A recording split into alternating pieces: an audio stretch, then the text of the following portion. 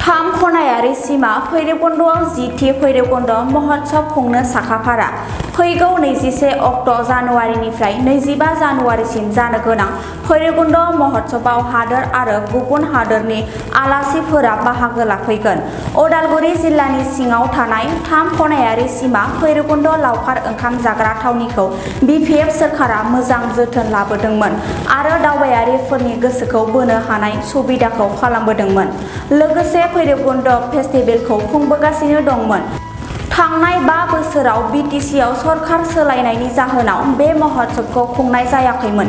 देग्लाय बिपिएफ सोरखार खुंथाय फैनायजों लोगोसे बे 10थि भैरबकुन्द' महोत्सवखौ खुंनो साखाफारासै।